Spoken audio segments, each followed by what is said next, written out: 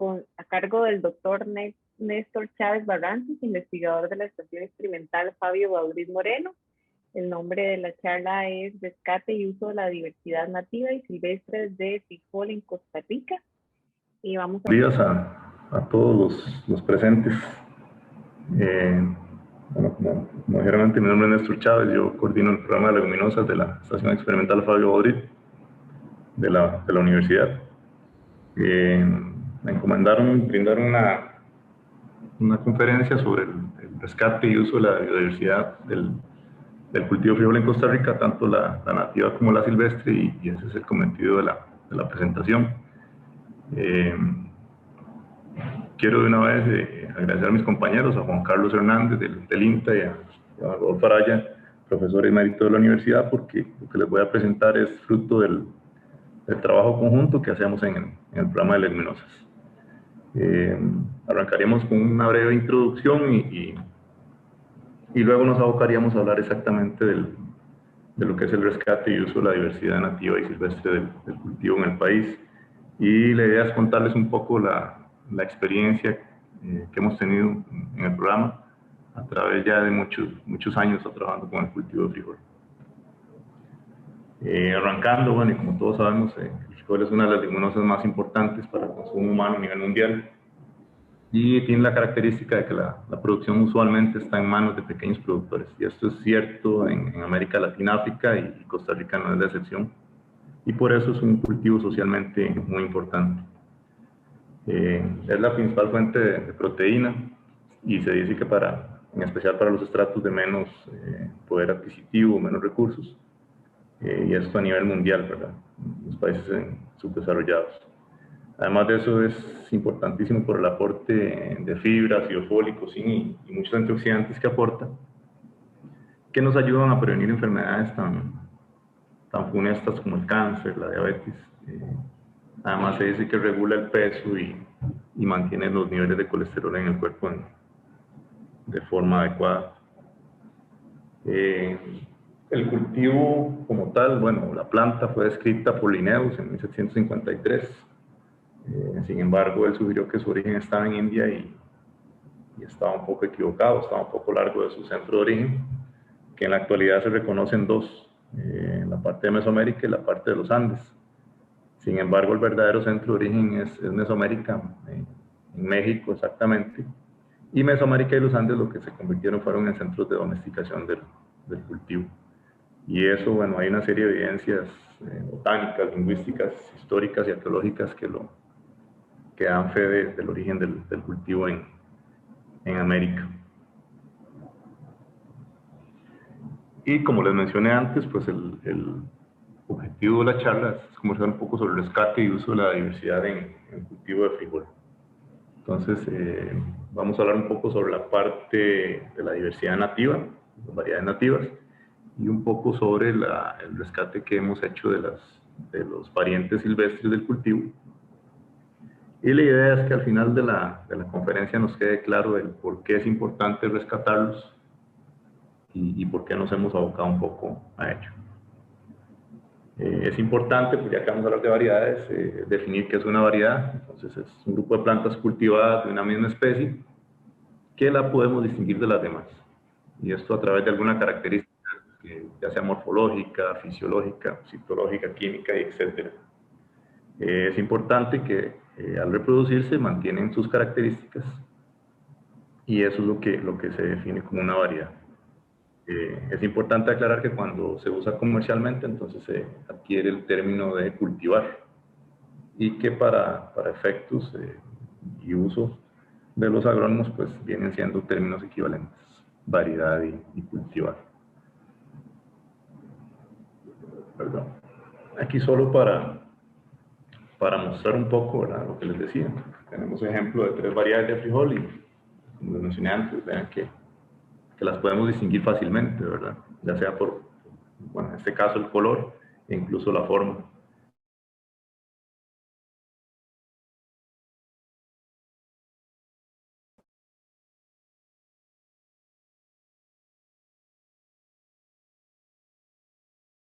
Y eso es lo que nos permite definir una variedad que podamos describir. Y otra característica muy importante es que es estable en el tiempo. O sea, no nos va a dar grandes variaciones de una generación a otra. Y ya que vamos a hablar un poco de la diversidad nativa, pues deberíamos definir los tipos de variedades que tenemos, y arrancando por las nativas, que son todas aquellas que fueron obtenidas por, digamos, por proceso de mejora, pero que fue afectado inicialmente por los habitantes originales y luego por los agricultores. En otras palabras, una variedad nativa no viene de un proceso de mejora genética formal o moderna, como podemos conocerlo en la actualidad. Por el contrario, las variedades mejoradas son todas aquellas que provienen de un proceso de mejora genética formal y que incluso se registran ante la Oficina Nacional de Semillas. En el caso de las mejoradas, conocemos su pedigrí, conocemos su origen y todas sus características. En el caso de las nativas no, porque son variedades que se han venido pasando de generación en generación y ha sido un proceso de selección hecho por los agricultores. Entonces no tenemos certeza de su origen ni de sus características, que es un poco importante a la hora de rescatar las variedades nativas. Empezar a conocerlas e incluso entrevistar a los agricultores para adquirir todo ese conocimiento que ellos han resguardado a través de las generaciones y que pasan de padres a hijos usualmente. Y además de esto, tenemos los silvestres, que son las plantas que crecen en forma natural, sin intervención del hombre, y en el caso de frijol, en el país tenemos varios representantes y ha sido foco de trabajo también del programa rescatarlos, conocerlos y ver qué utilidad le podemos dar en un futuro cercano.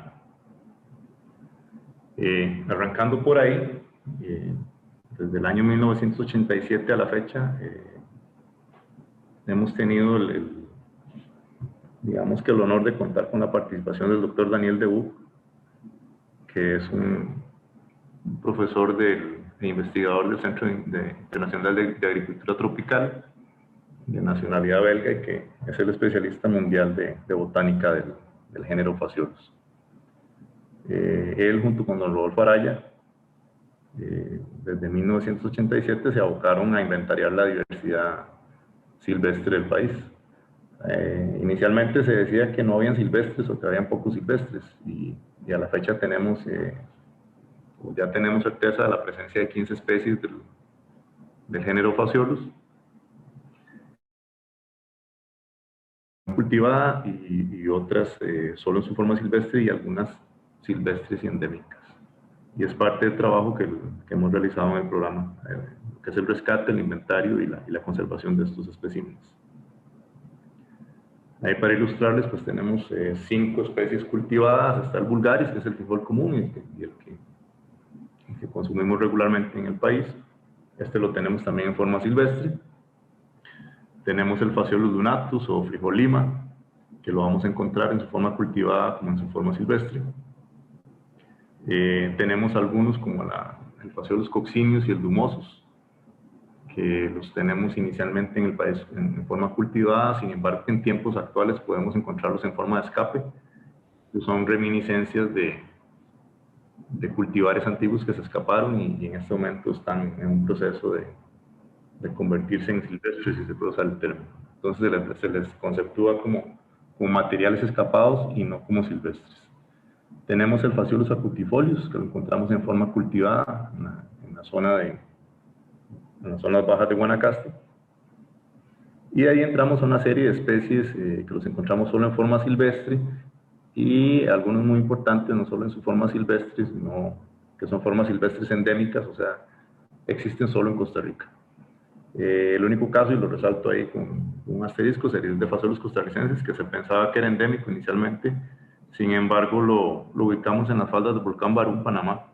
Entonces podríamos decir que es una especie endémica de la cordillera de Talamanca, que sobrepasa las fronteras políticas. Entonces está también en el lado panameño, cercano a la frontera con Costa Rica. Entonces podemos hablar de que es una especie endémica de la cordillera de Talamanca y no así del país. Las otras 4 especies, el Albicarminus, el Angusiane, el Talamancensis y el Hygrophilus, sí son especies endémicas del país, e incluso con poblaciones muy reducidas en el caso del Albicarminus, Angusiana e Hygrophilus. Y por eso es muy importante el rescate, porque usualmente son especies que están se podrían conceptuar como especies en riesgo de extinción, ¿verdad? Tienen un número muy reducido de poblaciones y están amenazadas usualmente por la expansión del café en algunos casos o la expansión de la ganadería en otros. Entonces, parte importante es rescatarlas y empezar a conocerlas para ver qué utilidad le podemos dar en un futuro cercano.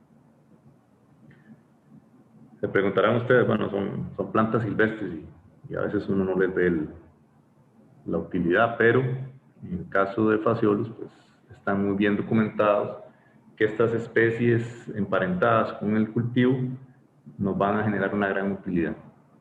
Ahí les muestro un pincelazo tal vez de los avances que se han tenido con estas especies emparentadas. Por ejemplo, vemos en Coccinus y Endumosus que nos han aportado genes de resistencia a la mancha angular y a la antracnosis, que son dos de las enfermedades más problemáticas del cultivo. En el caso de Phaseolus acutifolius tenemos resistencia al tizón bacterial y tenemos también, muy importante para efectos de lo que nos viene en próximos años, que es tolerancia a la sequía y tolerancia al estrés por calor.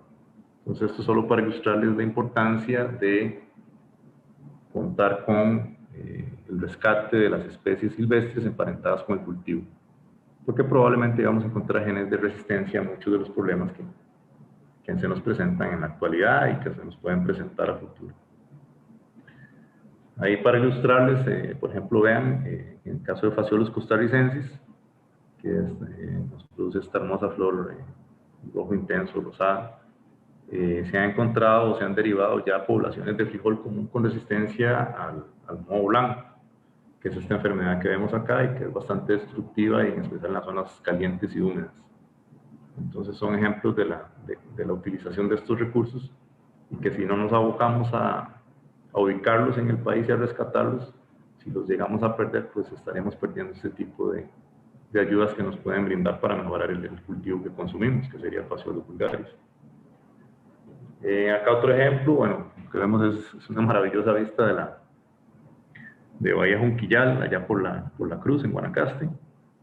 Y aparte de esa hermosa vista, pues si lográramos detallar, acá logramos encontrar una especie que se llama Phaseolus microcarpus, que es un Phaseolus atípico, porque tiene una vaina con una única semilla.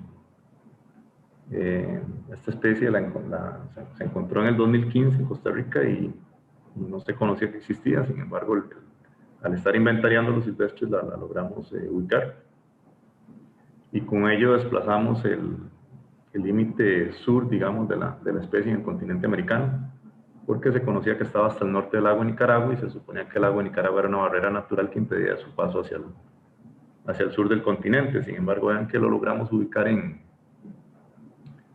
Guanacaste, y con características pues de mucho interés para nosotros.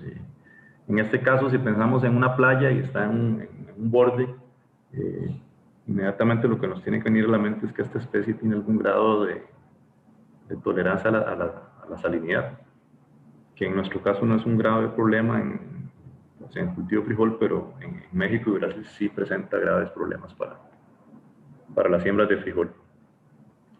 Sin embargo, en este mundo interconectado, si se lograra detectar resistencia a la salinidad en esta especie, pues sería un aporte para el cultivo en un futuro. Aclarando, eso sí, que en tiempos actuales la tecnología no da para extraer estos genes, pero eso no quiere decir que en un futuro cercano no lo podamos hacer. Y si pensamos que en este momento, cuando descubrimos esta población ahí en Bahía Junquillal, encontramos algo que podría tener resistencia a la salinidad, lo confirmamos con otra población que encontramos a la orilla de un manglar en el Parque Nacional Santa Rosa.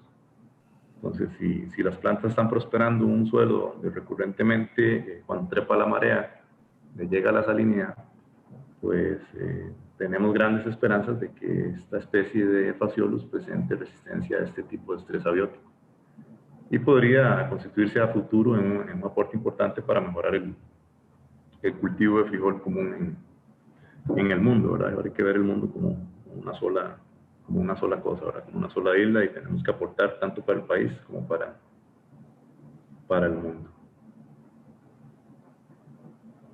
¿En qué más nos ayudan los silvestres? En especial nos van a ayudar para el cambio climático, ¿verdad? Que bueno, esto no voy a entrar mucho, pero lo que nos va a traer es la intermitencia de las lluvias o periodos de sequía alternados con periodos de altas temperaturas. Y por ahí hay proyecciones, ¿verdad? De 1 a 3 grados en el aumento de las temperaturas para el 2050 y de 2 a 5 grados para el 2100. Y si pensamos en el cultivo de frijol, pues esto nos podría traer graves consecuencias. Arrancando con la sequía, pues se menciona que afecta entre 60 y 70% de las áreas mundiales de producción, y hay zonas más sensibles como lo podrían ser el este y sur de África, la parte norte de México y oeste de Estados Unidos, así como el noreste de Brasil, que son áreas muy secas.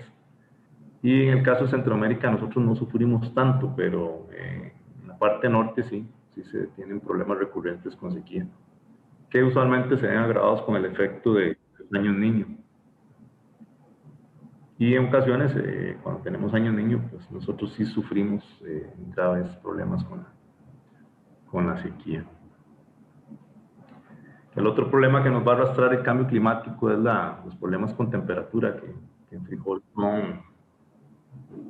son graves porque lo que nos van a producir es lo que vemos en estas imágenes. Esta es una antera de un material que no tiene resistencia a los procesos de temperatura, y esta es la antera de un material que ya tiene algún grado de tolerancia. Entonces, veamos que la temperatura lo que nos va a causar es una pérdida de la viabilidad del polen, y aparte de esto, la indehiscencia de las anteras. Y con esto se entorpece el proceso de fertilización, y obviamente si no hay fertilización y fecundación, pues no vamos a tener grano. Y ante ese escenario, pues hay proyecciones con el aumento que les mencioné de 1 a 3 grados para el 2050. Hay proyecciones de lo que podría pasar con el cultivo de frijol. Entonces, este es el panorama actual. Conforme nos acercamos a los colores más verdes, son las áreas 100% aptas para cultivo de frijol. Pero con el estimado del aumento de temperatura para el 2050, el panorama se tornaría de esta forma que podemos ver. Perderíamos prácticamente la aptitud de las tierras para cultivar frijol. Entonces, esto es un problema que nos tiene preocupados a las personas que trabajamos con el cultivo, y que nos empuja a buscar soluciones. El otro panorama es el optimista. Si logramos para el 2050 tener variedades adaptadas a este aumento esperado, mantendríamos las áreas actuales y probablemente podrían aumentar hasta un 50% áreas nuevas para cultivar frijol.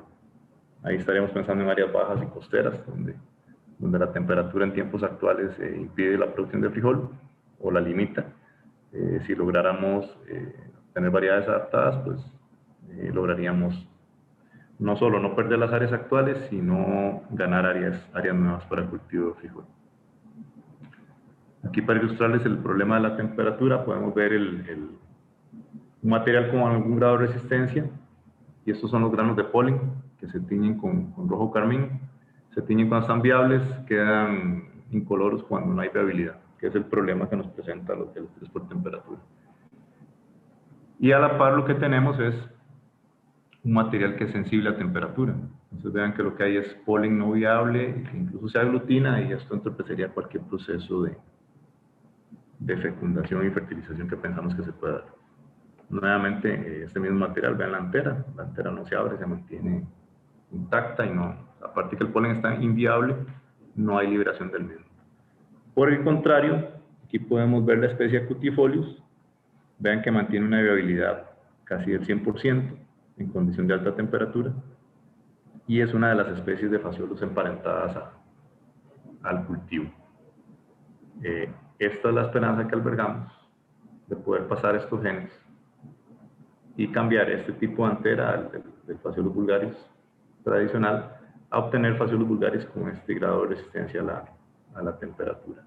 Pero para ello, pues echaríamos mano a esta especie, la Phaseolus acutifolius, que como les mencioné, la tenemos en la zona de Filadelfia usualmente, y esa zona baja de Guanacaste. Entonces, es un recurso genético que no podemos perder y al que tenemos que echarle mano si el día de mañana queremos obtener algún grado de resistencia a este factor de la temperatura.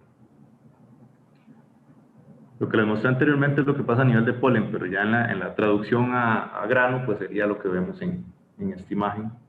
Y esta es una vaina afectada por temperatura. Podemos ver que cuaja solo 2 granos y tiene varios abortos de óvulos. Entonces son óvulos que no se llegaron a fecundar y quedan las reminiscencias de ellos. Las vainas de frijol usualmente manejan entre 6 y 7 granos cuando se desarrollan en condiciones adecuadas.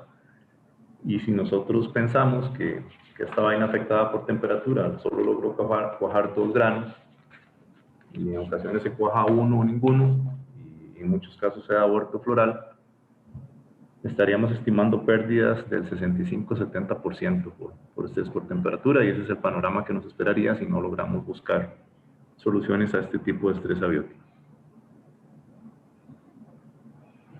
Entonces, nuevamente, como les mencioné y recalcando la importancia de la utilización de los recursos fitogenéticos, ya hemos explorado que en Phaseolus vulgaris, que es el frijol común, pues difícilmente vamos a obtener resistencia a la temperatura en grado suficiente para sobrevivir a estos cambios que nos pueden llegar. Entonces nos queda recurrir a las especies emparentadas. Entonces, les mencioné antes la Phaseolus acutifolius o frijol tepari, y que en Guanacaste se conoce como frijol ingrato, que es el que nos podría aportar resistencia a este tipo de estrés, e incluso a estrés por sequía, ya que es una planta originaria de desierto. Y si es originaria de desierto, obviamente va a estar adaptada a condiciones de temperatura y condiciones de sequía. Y a eso le podemos sumar el Phaseolus coccineus, que es esta planta con flores escarlata y que lo tenemos en forma de escape en el país y en forma cultivada. Coccineus, además, lo que nos va a aportar es un sistema radical vigoroso, que va a ser muy importante cuando tengamos problemas con sequía, porque podemos acceder al agua en capas inferiores de suelo. Entonces, la importancia de estas dos especies para luchar contra el cambio climático va a ser clave en la consecución de variedades mejor adaptadas a las condiciones que nos impone el futuro. En el caso del Coccineus, además de la resistencia a la sequía, nos va a ayudar con resistencia a suelos con altos contenidos de aluminio. Entonces vean, esto fue un sistema hidropónico, mientras que el Phaseolus vulgaris en presencia de aluminio, su raíz se ve alterada de forma que se reduce su tamaño. En el caso del Phaseolus coccineus presenta resistencia a este tipo de estrés, y con y sin aluminio no vemos ninguna afección. Y estos genes se han tratado de incluir en Phaseolus vulgaris para aminorar el efecto que pueden tener los suelos ácidos en el cultivo. Y hay que recordar que muchas de las plantaciones comerciales se realizan en suelos con problemas de acidez. Entonces, pensando en eso, hace unos años en el Centro Internacional de Agricultura Tropical se hizo un cruce de 3 especies de frijol, digamos. Entonces, en este cruzamiento se trató de combinar el sistema radical del Phaseolus coccineus a través del padre ALB74. Se trató de combinar la resistencia a la sequía y a la temperatura que presenta Phaseolus acutifolius, y esto a través del padre IN841. Y el resultado de este cruzamiento se cruzó nuevamente con la accesión RB593, que es un Phaseolus vulgaris muy bien adaptado a sequía y a condiciones de bajo fósforo. La idea de hacer este cruzamiento fue generar las líneas que se denominaron CEF, sequía fisiología, y que son líneas pensadas para combatir los efectos negativos del cambio climático. Estas líneas las trajimos al país hace como 6 años y las hemos estado probando, y tenemos fe que de aquí salgan las futuras variedades con mejores condiciones de resistencia a sequía y alta temperatura. Esto fue los resultados de los primeros ensayos que se hicieron con ellas en Colombia. Y vean que algunas de ellas, como la CEP 62, la CEP 60 y la CEP 42, presentan muy buen rendimiento en condición de sequía terminal, y presentan muy buenos rendimientos aun cuando no tenemos la sequía. Y esto es muy importante porque las variedades que se desarrollen tienen que tener esa plasticidad genética de tener buen rendimiento si no hay condición de estrés, y de tener o mantener un rendimiento alto si sobreviene el estrés.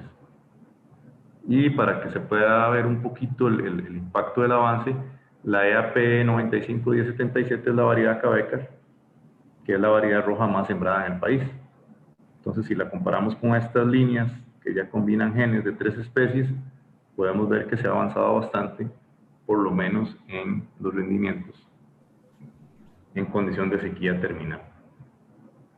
Entonces acá estamos viendo la expresión ya de genes y el aporte de las otras 2 especies, del Coccineus y de la Cutifolius.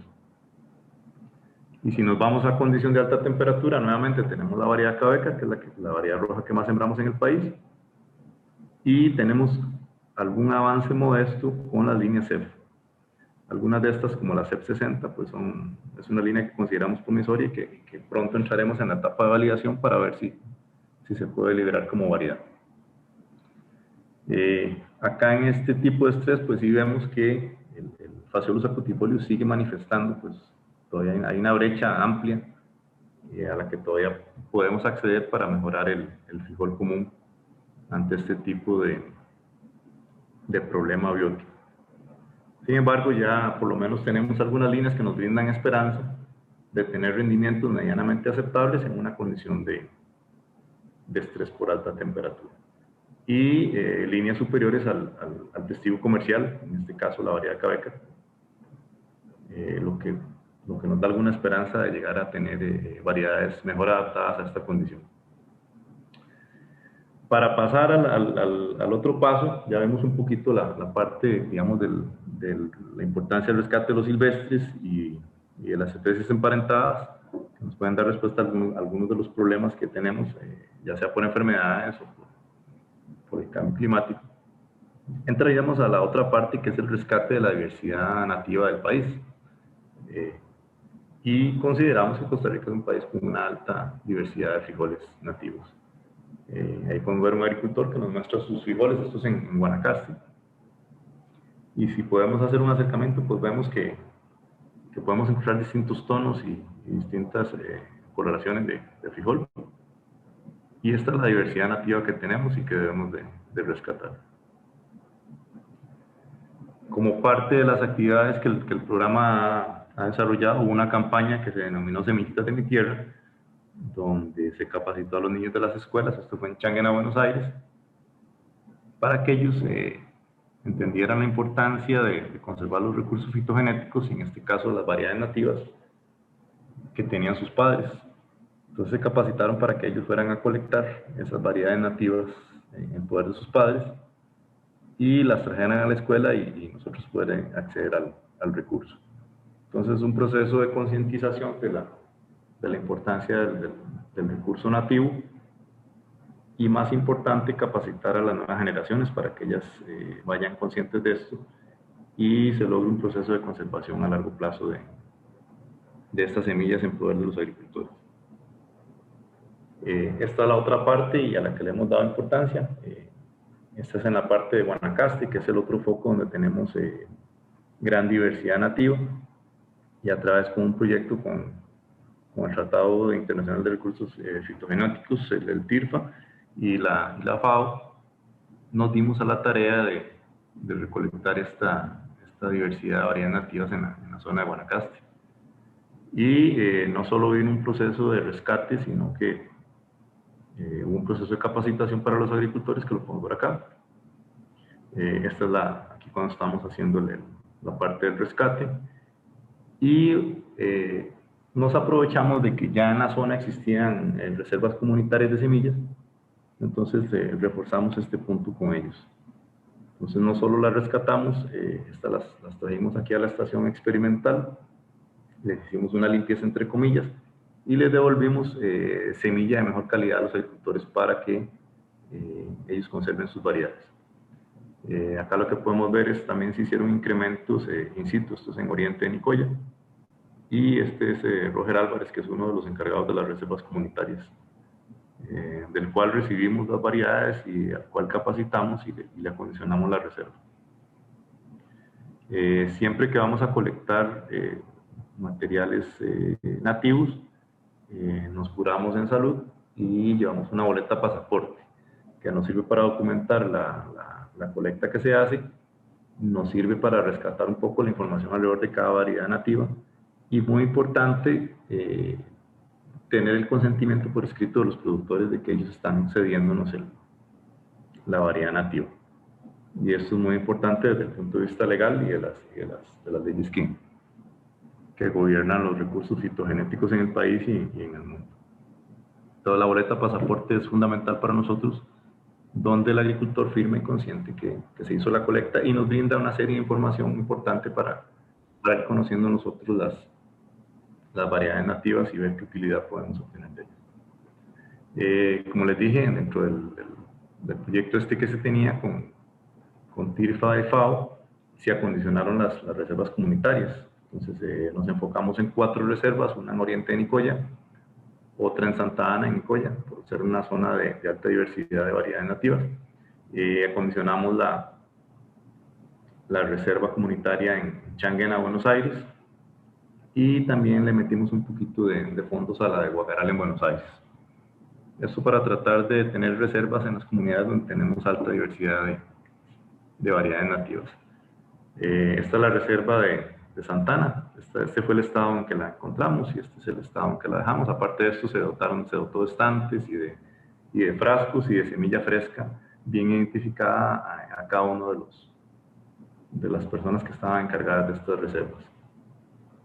Aparte de estas acciones, procedimos a firmar un convenio con cada una de las reservas donde la universidad se compromete a resguardar una copia de las semillas y a brindarles semilla cuando ellos por alguna razón la pierdan. Entonces, siempre es muy importante no solo resguardar la diversidad de una forma, digamos que in situ en las comunidades donde se colecta, sino tener respaldos externos ante una situación de catástrofe, pues podríamos recuperar la diversidad y no perderla como ha pasado en muchos casos.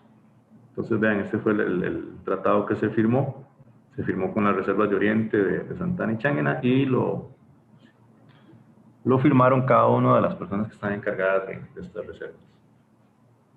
Entonces, es muy importante este convenio porque nos permite tener una copia acá en la estación y brindarle semilla a ellos cuando se les pierdan o cuando se les contamine, y poder así conservar de mejor forma la diversidad nativa que tiene el país. Aparte de esto, se envió una copia de todas las accesiones que se colectaron en la península de Nicoya y otras que teníamos acá en el banco de la estación, y otras que estaban en CATI, no, se respaldaron en el banco Germoplasma del CATI. Y la idea en algún momento también es enviarlas al banco Germoplasma que tiene el CIAD en Colombia. Entonces, entre más copias de seguridad se tengan, es mejor para resguardar de mejor forma el germoplasma nativo y resguardar esa riqueza que eventualmente podría perderse si se queda solo en las comunidades de donde se colectaron las variedades nativas. Además de eso, y como apoyo, se publicaron algunos manuales, y entre ellos uno sobre reservas comunitarias de semillas, y otro fue un catálogo de los frijoles nativos de la zona de Nicoya. En este se consigna un poco la diversidad que encontramos y las características que tiene cada una de estas variedades, y esto es importante para que el conocimiento vaya quedando documentado. Aparte de rescatar las variedades nativas, siempre es muy importante darles un valor agregado que merecen y promocionarlas, y ese fue otro de los enfoques en que el programa se ha abocado. Y para promocionar las variedades nativas nos dedicamos a hacer ferias de semillas, y además se participó en el Encuentro Mundial de Zonas Azules que se realizó en 2017, y vean que se montó un stand donde se demostró la diversidad local de esta zona de Nicoya y el rescate que hemos hecho, y se dio a conocer al público que asistió a la feria. Es muy importante resaltar que esta zona de la península es una de las zonas azules del planeta, y que uno de los secretos de por qué es una zona azul va en la alimentación, y en especial en un alimento como es el frijol. En estudios que se han hecho en zonas azules, el denominador común de todas es que se consume una leguminosa en gran cantidad. Y en este caso, en la zona azul de Nicoya, pues la leguminosa que se consume es el frijol, y las variedades nativas de esta zona son las que se consumen, obviamente. Entonces vean la importancia de rescatarlas y conservar. Con suerte estamos ahí conservando no solo las variedades, sino el secreto de la longevidad de la zona azul de Nicoya. Como les mencioné, es importante promocionarlas, ¿verdad? Para tratar de darles un valor agregado a las variedades nativas.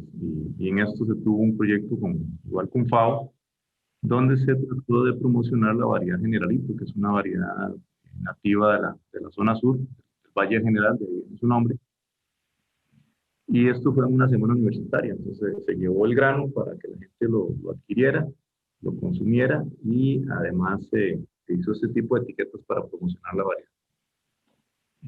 Al día de hoy les puedo decir que la estrategia ha sido bastante exitosa, y por lo menos eh, aquí en la estación muchos de mis compañeros consumen esta variedad y no la cambian por ninguna otra, porque se destaca por su suavidad, por su sabor, y es notorio para la persona cuando lo consume.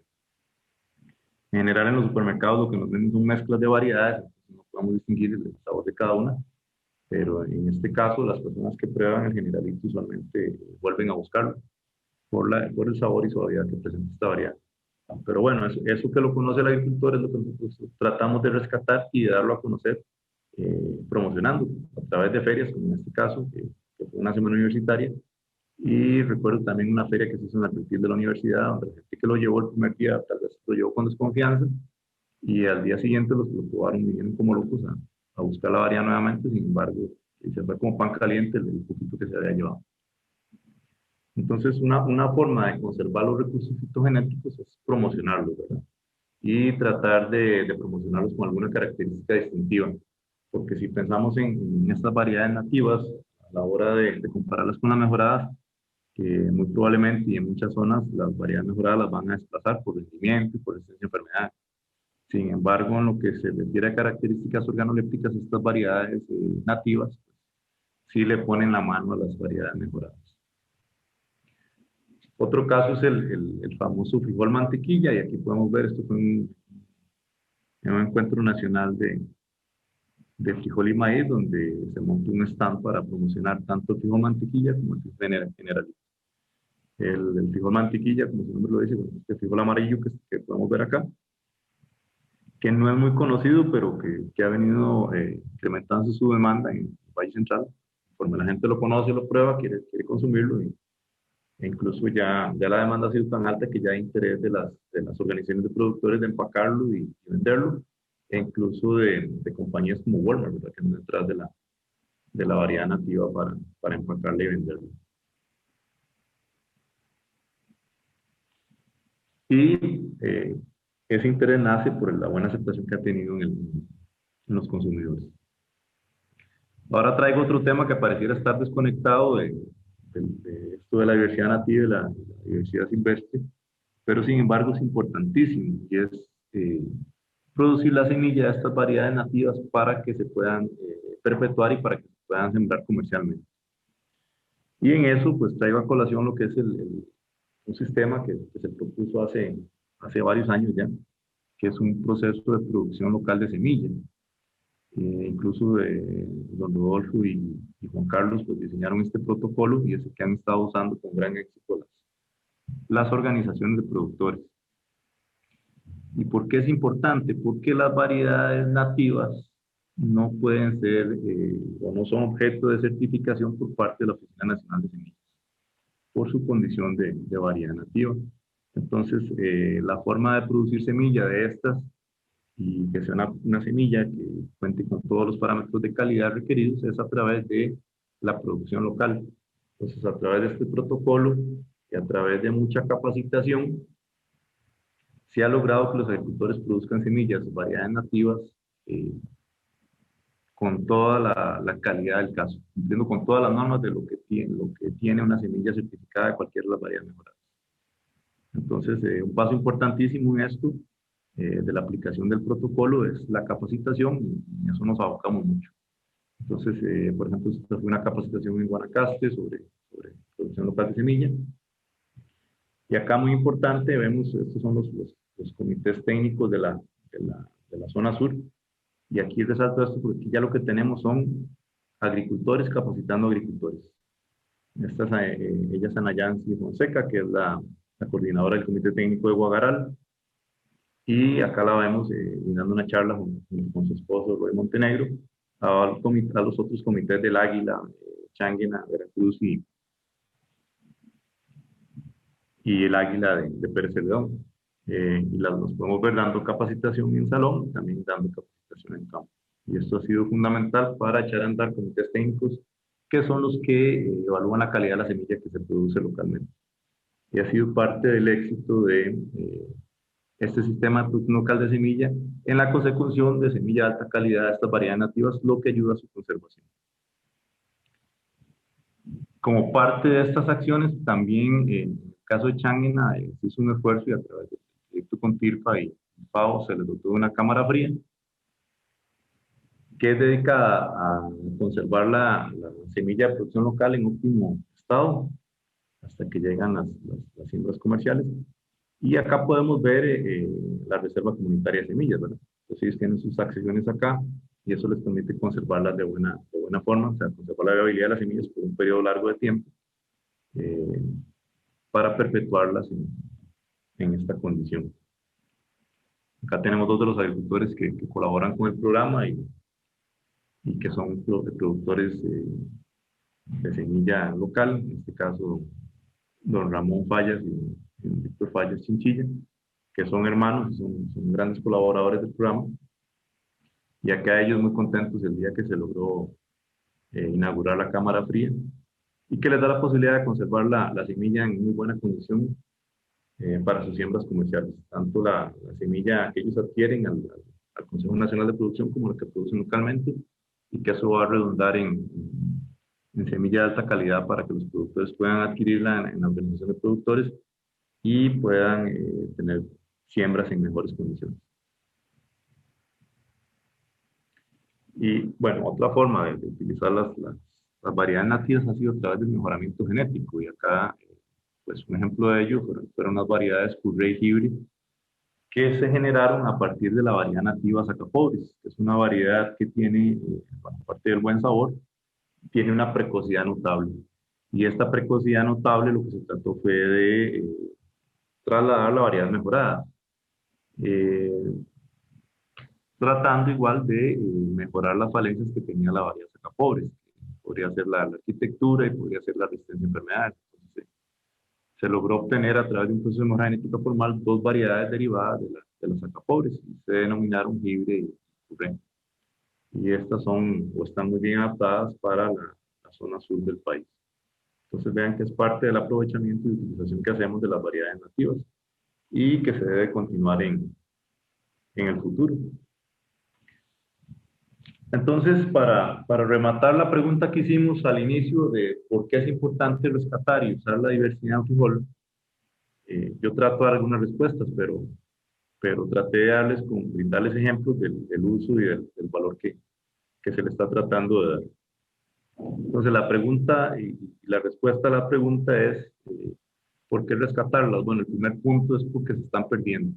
Están siendo desplazadas o han sido desplazadas por las variedades mejoradas, y es algo que a veces no queremos, porque estamos perdiendo una riqueza ancestral y que los agricultores han conservado con mucho tesón a través de las generaciones, incluso desde los indígenas y desde los intercambios que se daban con las poblaciones aborígenes en la antigüedad.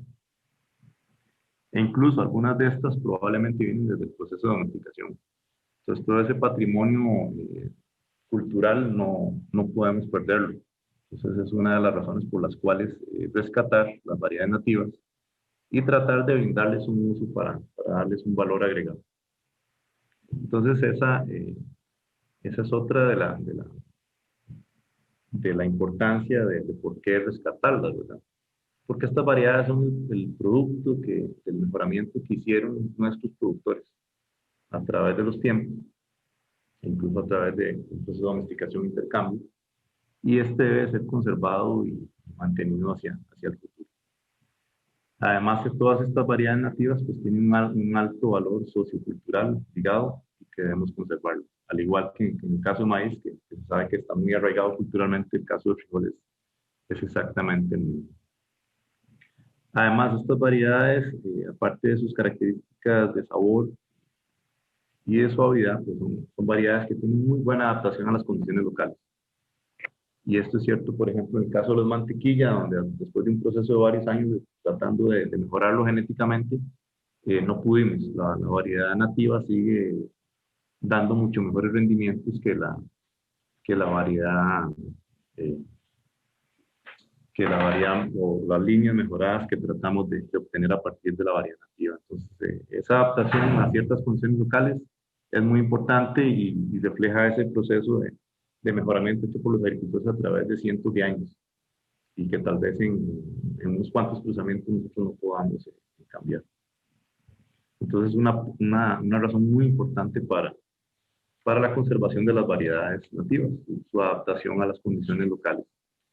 Entonces, a veces debe uno preguntarse si será que hay que mejorarlas o si más bien hay que conservarlas y darles más valor para mantenerlas y tratar de promocionarlas a nivel comercial para que los agricultores las sigan sembrando en sus localidades. Entonces, como lo hemos dicho a través de toda la presentación, bueno, son variedades de excelente sabor y que pueden considerarse gourmet. Tal vez es el gancho a través del cual debemos promocionarlas para poder mantenerlas. Otra de las respuestas, bueno, yo pensaría que es un tesoro que tenemos en nuestras manos y que de momento no le hemos echado mano como se debe. Entonces, es un recurso muy valioso al cual debemos echarle mano y darle más énfasis a futuro y tratar de sacarle mejor provecho a la vez que se conserva.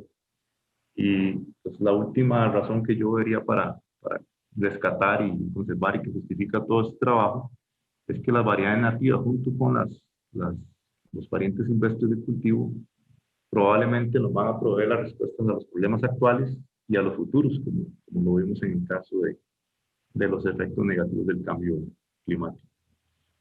Y esas tal vez serían las razones que yo enumeraría para echar a andar todo este trabajo de rescate y uso de la diversidad del frijol y en el cual tenemos más de, bueno, el programa, yo no, pero el programa sí tiene más de 30, casi 40 años trabajando en esto y es importante continuarlo y hacerle el aporte a los productores nacionales de frijol, incluso a los productores de frijol en el mundo se podría pensar, porque si algo aparece aquí importante, pues se podría llevar a otras escalas. Y de momento eso es lo que tenía para contarles y no sé si hay preguntas, pues con mucho gusto. Bueno, muchísimas gracias, don Néstor. Sí, aquí hay una pregunta de Mario Saborío. Dice, hola Néstor, aparte del potencial interesante en las accesiones de Phaseolus, no sé cómo se pronuncia eso, Phaseolus, dice ahí, que ya mencionaste, ¿crees que algunas accesiones de vigna tengan potencial para complementar la disponibilidad del germoplasma para zonas, épocas marginales? Así dice textualmente en el chat. Sí, bueno, hay otros géneros, ¿verdad? Como vigna, que están muy bien adaptados a condiciones rústicas y que eventualmente se podrían rescatar y utilizar. En la zona de Guanacaste le llaman frijol rabizo y se usa mucho para autoconsumo. Incluso se podrían usar para alimentación animal, ¿verdad? Entonces, sí hay otras especies a las que podemos echar mano y las que deberíamos de conservar pensando en lo que nos pueden ir a futuro. Sin embargo, pues el trabajo que tenemos ya solo con frijol es bastante para meternos un poco con lo otro. Sin embargo, por ahí en el banco de germoplasma acá de la estación hemos tratado de colectar algunas de estas rabizas y por ahí las tenemos.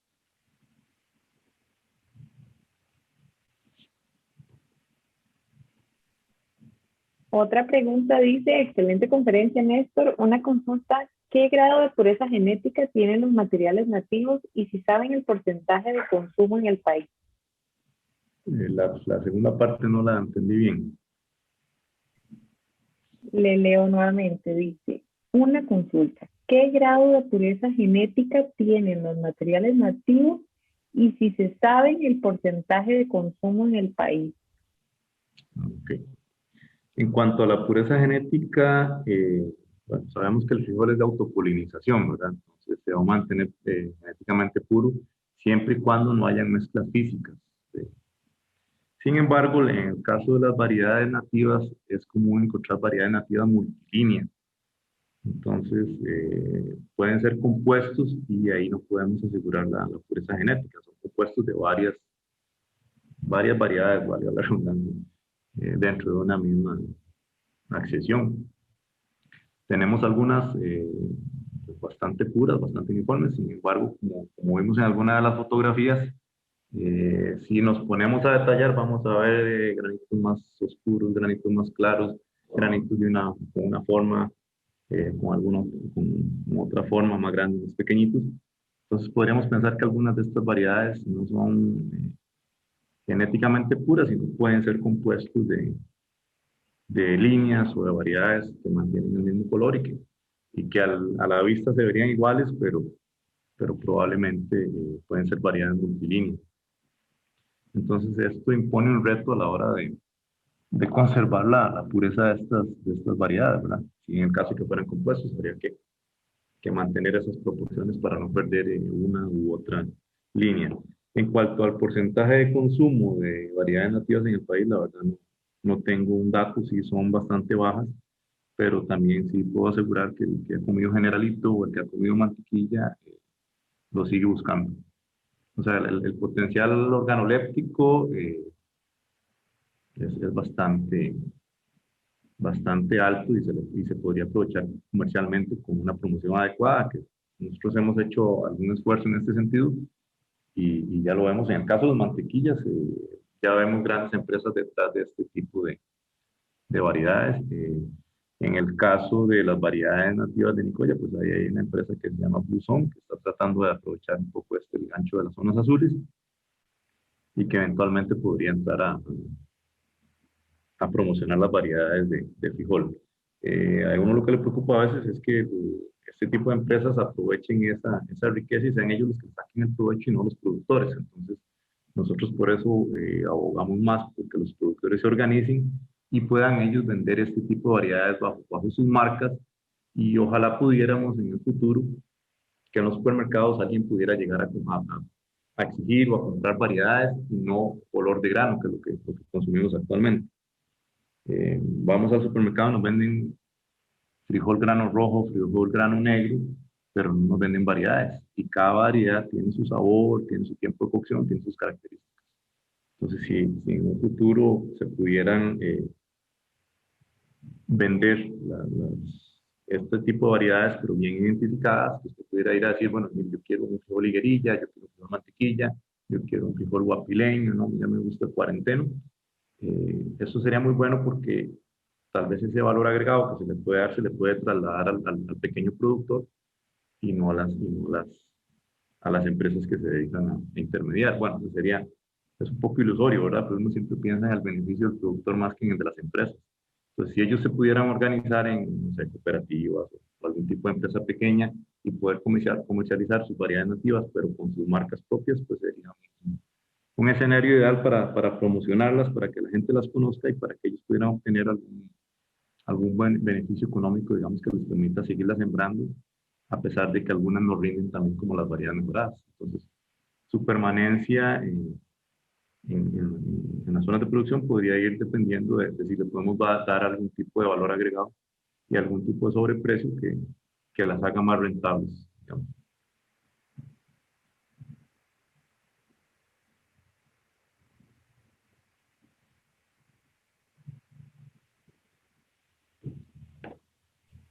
Perfecto, Néstor, muchísimas gracias. Yo creo que ya no tenemos más preguntas.